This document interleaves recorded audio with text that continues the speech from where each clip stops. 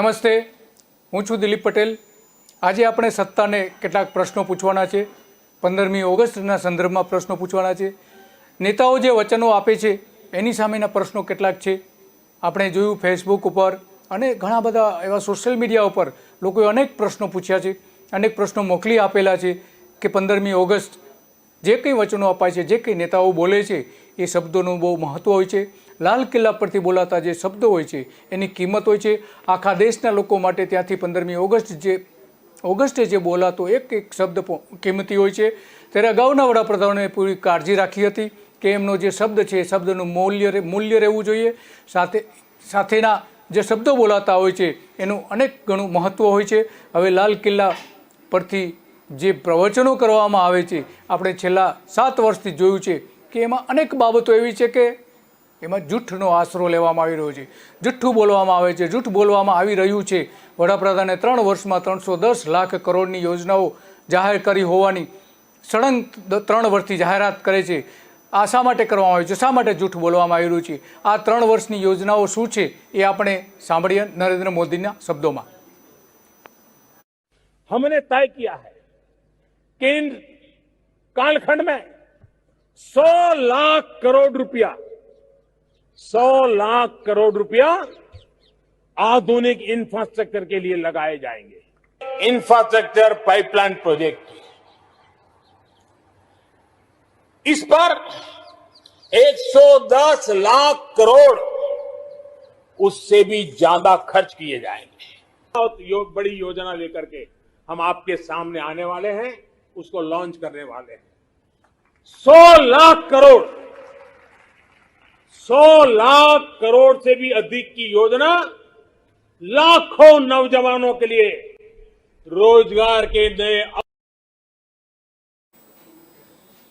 આટલી મોટી યોજના સતત 3 વર્ષથી લાલ કિલ્લા પરથી જાહેર કરવામાં આવે છે, પરંતુ એ યોજના કેટલી અમલી થઈ એ અંગેની કોઈ જ વિગતો આપવામાં આવતી નથી અને એકની એક યોજનાની વારંવાર જાહેરાત કરવામાં આવી છે। શા માટે આવું જુઠ્ઠાણું ફેલાવવામાં આવી રહ્યું છે એના અનેક પ્રશ્નો લોકો પૂછી રહ્યા છે। અપેક્ષાઓ લોકોની વધી જતી હોય છે, કારણ કે આવી યોજનાઓ જ્યારે જાહેર કરે છે ત્યારે લોકોની અપેક્ષા વધી જતી છે, પણ લોકોને ખબર હોતી નથી કે લાલ કિલ્લા પરથી બોલાયેલું આ સફેદ જૂઠ છે, તે પણ દેશના વડાપ્રધાનના મોંમાંથી બોલાયેલું આ સફેદ જૂઠ છે। 310 લાખ કરોડમાંથી પ્રજા માટે કેટલા વપરાયા તે સરકારે લાલ કિલ્લા પરથી જાહેર કરવું જોઈએ। 15મી ઓગસ્ટ 2021માં 75માં સ્વાતંત્રતા દિવસની દેશના વડાપ્રધાને અને ગુજરાતના સપૂત નરેન્દ્ર મોદીએ 100 લાખ કરોડ રૂપિયાની ગતિ શક્તિ યોજના જાહેર કરી છે। વડાપ્રધાન નરેન્દ્ર મોદીએ લાલ કિલ્લા ખાતે ધ્વજવંદન કર્યા બાદ યોજના જાહેર કરી છે। રાષ્ટ્રધ્વજની નીચે એમણે જાહેરાત કરી છે।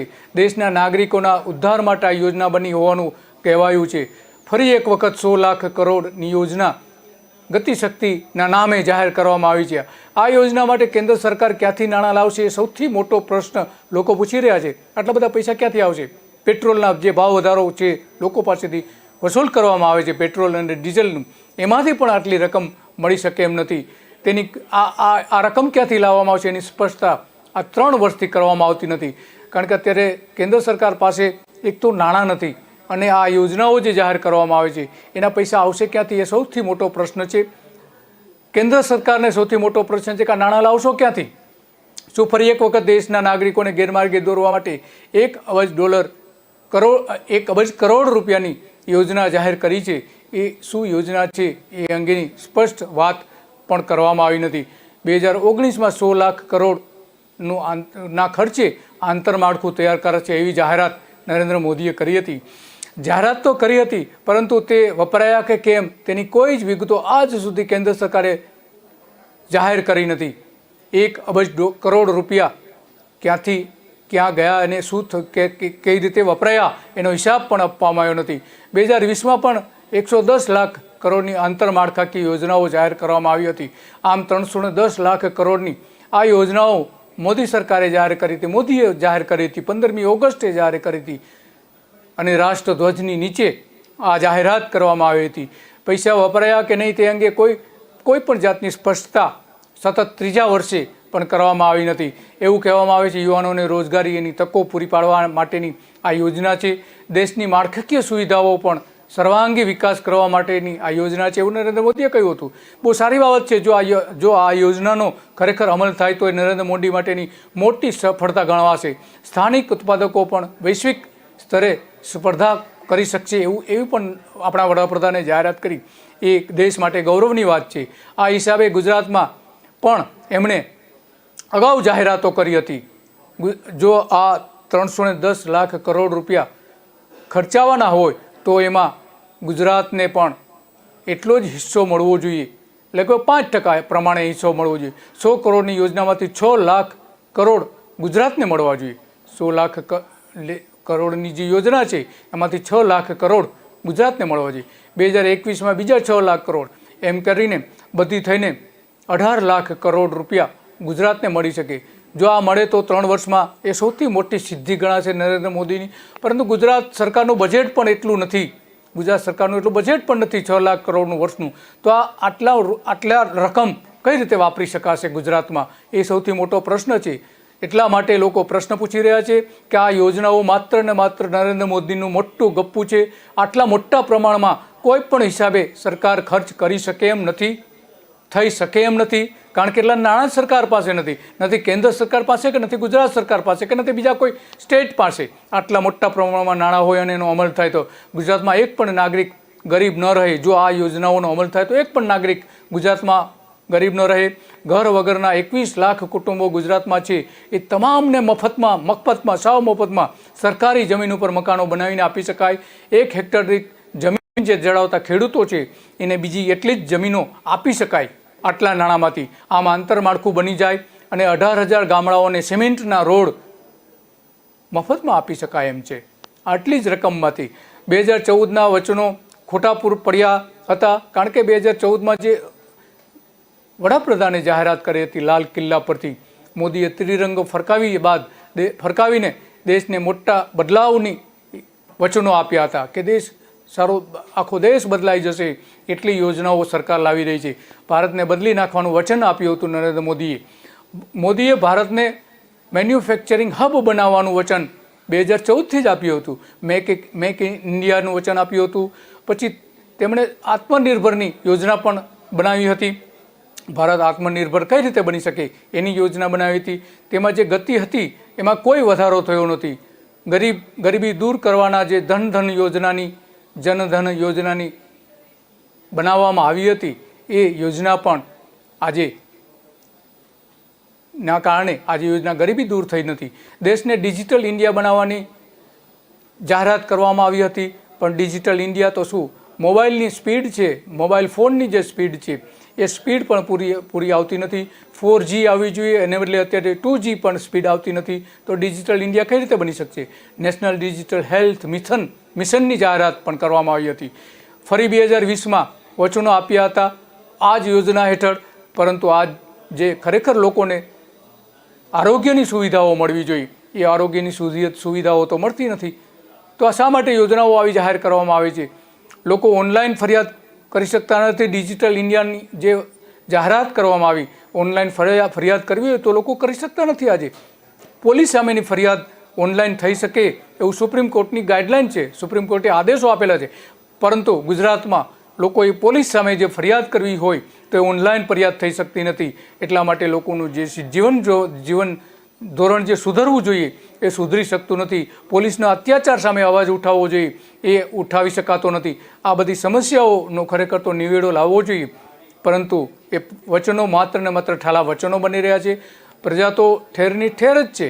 મોદીએ રાષ્ટ્રીય પર્વ ગુજરાત સ્થાપના દિવસ અને દરેક ચૂંટણીમાં ખોખલા વચનો આપ્યા છે. ગુજરાતમાં હતા ત્યારે પણ એવા જ વચનો આપ્યા હતા, જૂઠા વચનો આપ્યા હતા.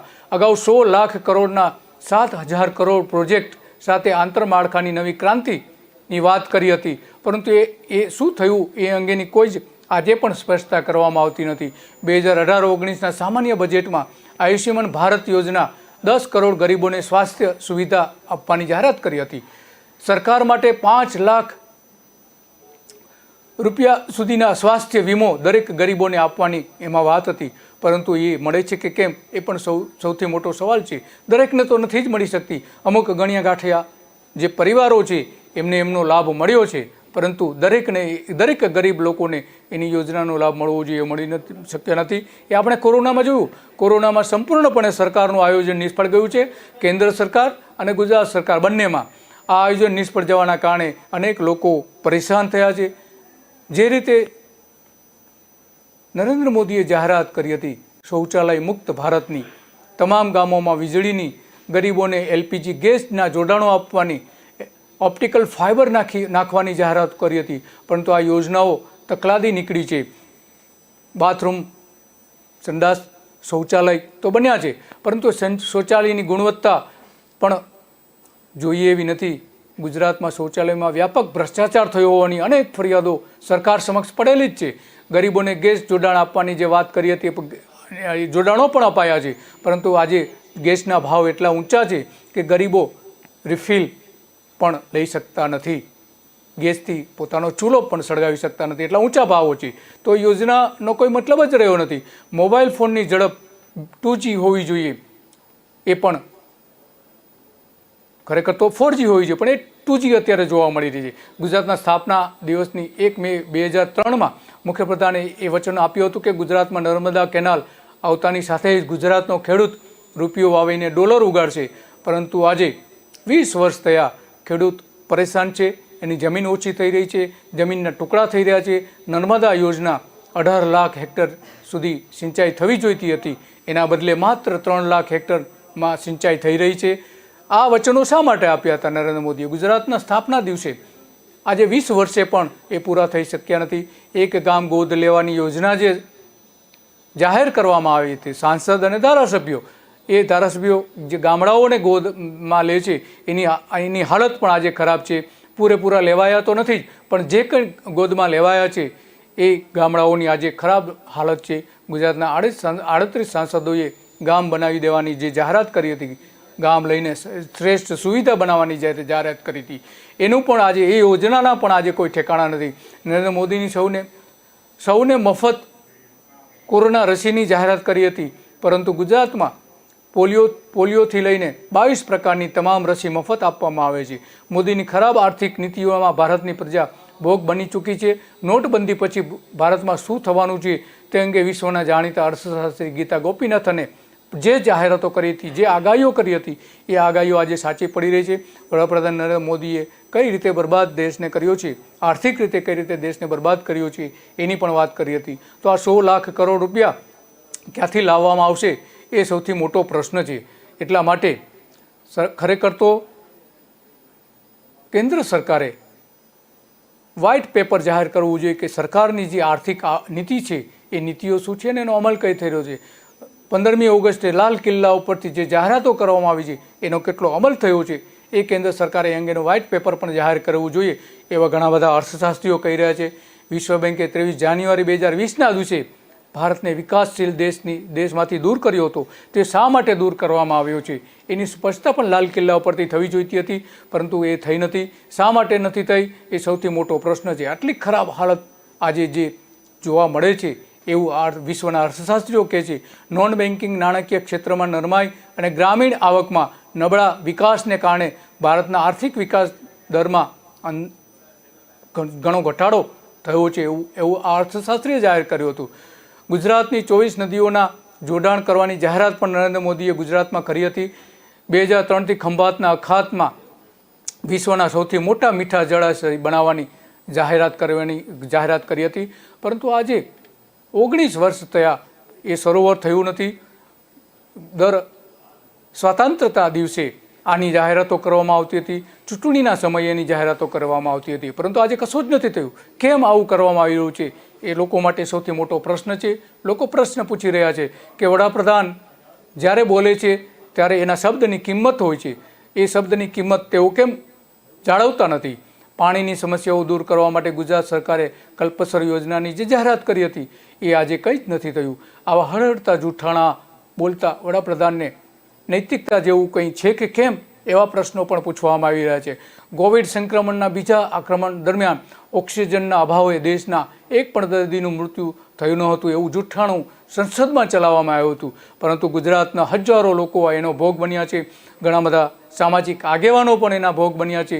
તો આવું સાચું બોલવાની હિંમત તો જોઈએ, પરંતુ જુઠ્ઠું બોલવાની આટલી મોટી હિંમત પણ હોય છે એવું લોકો હવે અનુભવી રહ્યા છે.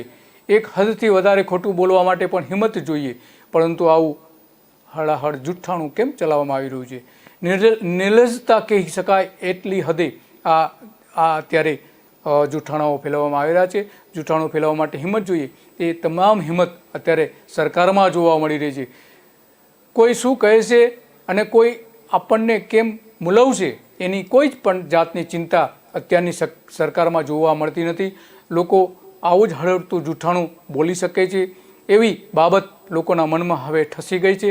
વડાપ્રધાન મોદીએ આખા વિશ્વ સમક્ષ જૂઠ બોલ્યા હતા કે ચીને ભારતમાં પ્રવેશ કર્યો નથી, ચીનની સરહદની અંદર ભાજપ આવ્યું નથી એવું એમણે જુઠ્ઠાણું ફેલાવ્યું હતું. ભારતની 1 ઇંચ જમીન ઉપર કબજો કર્યો નથી એવું નરેન્દ્ર મોદીએ કહ્યું હતું. પરંતુ આખું વિશ્વ જ્યારે મોદીનું જૂઠાણું પકડી પાડ્યું હતું, આ જૂઠાણું સાંભળીને વિશ્વના મીડિયાએ સેટેલાઇટ તસવીરો મૂકી હતી અને જાહેર કર્યું હતું કે નરેન્દ્ર મોદી જૂઠું બોલી રહ્યા છે અને આ ચીન ભારતની અંદર ઘૂસી આવ્યું છે. મોદીના જૂઠાણું જાહેર કર્યા પછી આખા ભારતે વિશ્વ સમક્ષ નજર ઝુકાવી દેવી પડી હતી. એની તસવીરોમાં ચીનમાં સ્પષ્ટપણે જોવા મળતું હતું કે ભારતની ભૂમિની અંદર ચીન આવી ગયું છે. આવું જુઠ્ઠાણું શા માટે બોલવામાં આવે છે? આ ખરેખર તો દેશ માટે આ એક શરમજનક ઘટના હતી કે આખા વિશ્વમાં ભારતે નીચે જોવું પડ્યું હતું. ઇન્ફ્રાસ્ટ્રક્ચરની બાબતમાં પણ આવું જ થઈ રહ્યું છે. વડાપ્રધાનના જુઠ્ઠાણાને પડકારતા અનેક સવાલો ઉપસ્થિત કરવામાં આવી રહ્યા છે. જોઈએ આપણે નરેન્દ્ર મોદીએ શું કહ્યું તે ફરીથી સાંભળીએ, કયા પ્રકારના જુઠ્ઠાણાઓ તેઓ ફેલાવી રહ્યા છે. એ 3 વર્ષની સળંગ એમણે જે જાહેરાત કરી હતી એ સાંભળીએ. हमने तय किया है कि इन कालखंड में 100 लाख करोड़ रुपया आधुनिक इंफ्रास्ट्रक्चर के लिए लगाए जाएंगे. इंफ्रास्ट्रक्चर पाइपलाइन प्रोजेक्ट, इस पर 110 लाख करोड़ उससे भी ज्यादा खर्च किए जाएंगे. बड़ी योजना लेकर के हम आपके सामने आने वाले हैं, उसको लॉन्च करने वाले हैं. 100 लाख करोड़ से भी अधिक की योजना लाखों नौजवानों के लिए रोजगार के नए.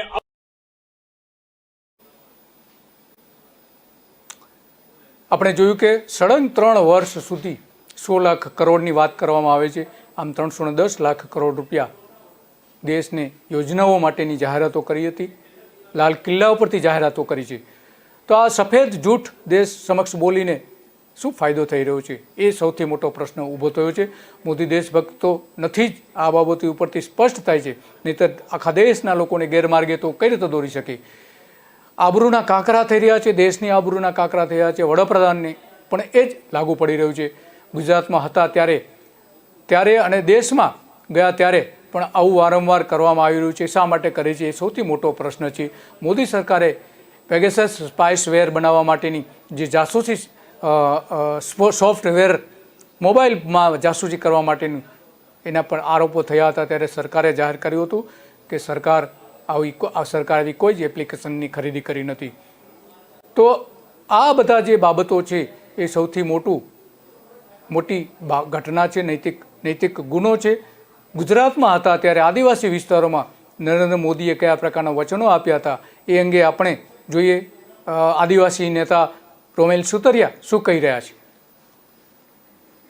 ગત રોજ માનનીય પ્રધાનમંત્રી શ્રી દ્વારા લાલ કિલ્લાથી દેશના તમામ નાગરિકોને સંબોધન કરતી વખતે ખૂબ જ મહત્વની બાબત જે કહેવામાં આવી તેમાં મુખ્ય એક પક્ષ હતો જે મને બહુ ગમ્યો બી, કે ભાઈ દેશમાં પૂંજીવાદ અને સમાજવાદની ચર્ચાઓથી વિશેષ ભારતીય પરંપરા અને સંસ્કૃતિના આધારે ભારત સહકારવાદની વાત કરે છે.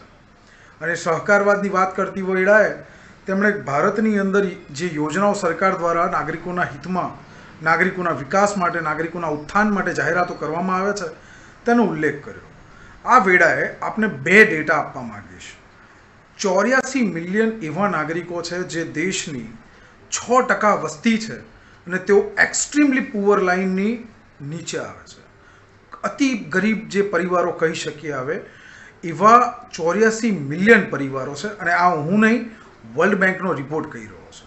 સાથે જ આપને એ જણાવવા માંગીશ કે વર્લ્ડ ઇકોનોમિક ફોરમ દ્વારા જે ભારતની અંદર સંશોધન થયું હતું એ સંશોધનનો ડેટા એવું કહે છે કે કમસે કમ 220 મિલિયન એવા નાગરિકો છે ભારતની અંદર કે જે રોજના 32 રૂપિયા નથી કમાઈ શકતા. ત્યારે પ્રધાનમંત્રીને કે કોઈ સરકારને ક્રિટિસાઇઝ કરવાની વાત નથી, પણ આપણે આપણી જાત તપાસ કરવાની જરૂર છે દેશના નાગરિક તરીકે પણ અને સરકારે પણ, કે ક્યાં ઉણપ છે કે આજે પણ આપણા દેશના બહુ મોટો વર્ગ ગરીબીની નીચેની રેખામાં જીવી રહ્યો છે, સબડાઈ રહ્યો છે.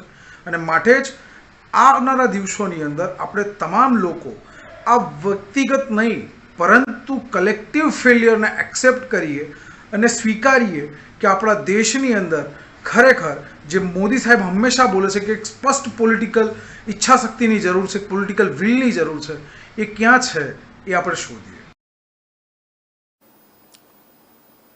આદિવાસી વિસ્તારોમાં આદિવાસી પ્રજા માટે કામ કરી રહેલા રોમેલ સુતરિયા સ્પષ્ટ કહે છે કે ગરીબી દૂર થવી જોઈએ. જો આ 16 લાખ કરોડ રૂપિયા વપરાયા હોત દેશમાં તો આદિવાસી વિસ્તારોમાં ગરીબી ન હોત, એટલા મોટા પ્રમાણમાં જે ગરીબી છે એ ન હોત. પરંતુ સૌથી મોટી વાત તો એ છે કે જ્યારે મોદી જૂઠ બોલે છે ત્યારે બુલંદ અવાજે બોલે છે, આત્મવિશ્વાસથી બોલે છે અને એટલું જોરથી બોલે છે કે લોકો એવું માની લે છે કે એ સાચું કહી રહ્યા છે. પરંતુ હવે લોકો પણ જાણી ગયા છે કે એ જ્યારે પણ જાહેરાતો કરે છે ત્યારે એમને શંકાની નજરે પણ લોકો જોઈ રહ્યા છે. આખું જગત હવે હસે છે એવું હળહળતું જૂઠાણું પણ બોલે છે. સાહસપૂર્વકનું એમનું જૂઠાણું હોય છે. દરજ્જો જે હોવો જોઈએ, વડાપ્રધાન તરીકેનો દરજ્જો હોવો જોઈએ, એ માટે હવે એક સૌથી મોટો એમની સામેનો સવાલ છે. ગુજરાતના પૂર્વ મુખ્યપ્રધાન અને હાલના વડાપ્રધાન નરેન્દ્ર મોદીએ 2012માં ગુજરાતની કાપડ નીતિ જાહેર કરતાં કહ્યું હતું કે કપાસ પેદા કરતા ખેડૂતો પોતાના કપાસમાંથી જાતે કપાસ બનાવીને સીધા કાપડાનું ઉત્પાદન કરીને નિકાસ કરી શકશે તેવા ટેક્સટાઇલ પાર્ક ગુજરાતમાં ઊભા કરાશે. નરેન્દ્ર મોદીની આ વાત ખરી નીકળી નથી, કારણ કે 9 વર્ષમાં કપાસ પકવતા 12 લાખ ખેડૂતોની એક પણ ખેડૂત પોતાના કપાસમાંથી કાપડ બનાવતા હોય એવો એક પણ કિસ્સો નથી, એક પણ નાનો ઉદ્યોગ પણ નથી. ખેડૂતો ત્યાંના ત્યાં જ રહ્યા છે. કાપડ ઉદ્યોગ ઊંચો આવ્યો છે, પરંતુ ખેડૂતો તો બરબાદીના પંથે છે. અત્યારે સૌથી મોટી જે યોજના કહેવાય નર્મદા યોજના, અને ત્યાર પછીની જે યોજનાઓ હતી સૌની યોજના, જે 11 જિલ્લાના 115 ડેમોમાં પાણી નાખીને યોજના બનાવવામાં આવી હતી. આવી નર્મદા આધારિત બીજી પાણી પીવાથી લઈને પાઇપલાઇનની સિંચાઈ યોજનાઓ જે હતી એ લગભગ 1 લાખ કરોડ રૂપિયા, એટલે કે નર્મદા યોજના પાછળ જે ખર્ચ થયું છે એટલું જ ખર્ચ આની પાછળ થયું છે. આવી યોજનાઓ હતી, એ યોજનાઓની આજે કોઈ જ સારી હાલત નથી. નર્મદા યોજના અંગેના દાવાઓ કરેલા હતા, નરેન્દ્ર મોદીએ પ્રવચનો આપેલા હતા, સ્વાતંત્ર્ય દિને લોકોને વચનો આપ્યા હતા, એ પણ આજે નર્મદા યોજનામાં પૂરા થયા નથી. કારણ કે 18 લાખ હેક્ટરમાંથી માત્ર 3 લાખ હેક્ટરમાં સિંચાઈ થઈ રહી છે એવો દાવો પણ કરવામાં આવી રહ્યો છે. બીજી બધી જે યોજનાઓ હતી 1 લાખ કરોડની નર્મદા આધારિત, એમાંથી પીવાના પાણી અંગેની યોજનાઓ જ એક સારી યોજના બની હતી અને એનો લોકો મેક્સિમમ ફાયદો ઉઠાવી રહ્યા છે. એનો મોટો ફાયદો થયો છે. નર્મદા આધારિત જે પીવાના પાણીની જે યોજનાઓ નરેન્દ્ર મોદીએ બનાવી એ સારામાં સારી યોજના હતી, પરંતુ બાકીની યોજનાઓ જે છે એ અત્યારે કાગળ ઉપર છે, એનો કોઈ જ ફાયદો નથી. લાખો રૂપિયા એની પાછળ બરબાદ થઈ ગયા છે. આવા વચનો સરકાર શા માટે આપી રહી છે એ સૌથી મોટો સવાલ છે. અને ખરેખર જો સરકારે આ યોજનાઓ બનાવી હોત તો પીવાના પાણીની પાઇપલાઇનો, સિંચાઈની પાઇપલાઇનો, સૌની યોજના, સુજલામ સુફલામ યોજના, નદીના જોડાણોને 22 નદીઓને એકી સાથે જોડવાની જે યોજના હતી એ યોજના, તળાવો ભરવા માટેનું ખર્ચ મળીને આ જે યોજનાઓ 1 લાખ કરોડ રૂપિયાની હતી એ બધી જ યોજનાઓ આજે સારી રીતે કામ કરતી હોત, પરંતુ એ થઈ શક્યું નથી. રોમેલ સુતરિયાએ જે વાત ગરીબીની વાત કરી એ એમના તાપી વિસ્તારોમાં, તાપી થી લઈને તાપી નદીને અને નર્મદા યોજનાને જોડવાની જે વાત હતી એ પણ આજે એ યોજના પૂરી થઈ નથી. મોદીએ રાષ્ટ્ર પર્વ ગુજરાત સ્થાપના દિવસે અને દરેક ચૂંટણી વખતે ખોખલા વચનો આપ્યા હતા, એ વચનો આજે જૂઠા સાબિત થયા છે. ધોલેરામાં ધોળા દિવસે દિવસના જૂઠાણાઓ એમણે ફેલાવ્યા હતા એ આજે ધોલેરામાં કંઈ જ નથી થયું. 2009માં ગુજરાતની ભાજપની મોદી સરકાર સાથે સમજૂતી કરાર થયા હતા કે 30,000 કરોડ રૂપિયાના પ્રોજેક્ટ ત્યાં અમલી બનશે, પણ આજે કંઈ જ થયું નથી. આ જે બધા બાબતો હતી, તો આ યોજનાઓનો અમલ ખરેખર થવો જોઈએ. જ્યારે મુખ્યમંત્રીએ વચનો આપેલા હોય, પ્રોમિસ આપેલા હોય, ત્યારે એનો અમલ થવો જોઈએ, પરંતુ એ અમલ થયો નથી. જ્યારે તેઓ આવી યોજનાઓ જાહેર કરતા ત્યારે શેરબજાર ઊંચું આવે છે. 2021માં લાલ કિલ્લા પરથી એમણે ભાષણ કર્યા બાદ શેરબજાર ફરીથી ઊંચકાયું હતું, અને અગાઉની જે યોજનાઓ જ્યારે કરી ત્યારે શેરબજાર ઊંચકાયું હતું. આમ એક આર્થિક સારી પ્રગતિ થઈ રહી છે એવું બતાવવા માટે સરકારે આ યોજનાઓ જાહેર કરી હતી, પરંતુ એ બધી જ યોજનાઓ જૂઠ્ઠી સાબિત થઈ હતી. અને આ બધી બાબતો ખરેખર સરકારે એક વખત જાહેર કર્યા પછી, વચન આપ્યા પછી એની અમલ થવો જોઈએ. આ બધી બાબતોનું નરેન્દ્ર મોદી જ્યારે વડાપ્રધાન હોય ત્યારે લોકો પાસે લોકોની અપેક્ષાઓ વધી જતી હોય છે, અને વિશ્વના તમામ દેશો સમક્ષ એની બાબતોની નોંધ લેવાતી હોય છે. ત્યારે ખરેખર સંયમ રાખીને આવા વચનો પ્રજાને આપવા જોઈએ, અને એ જો એક વખત વચન આપી દીધા પછી એને પૂરેપૂરું પાલન થવું જોઈએ, નહીંતર એ જૂઠાણામાં ફેરવાઈ જતું હોય છે. ગુજરાતમાં પણ લોકો હવે એ બાબત સ્વીકારતા થયા છે. આભાર.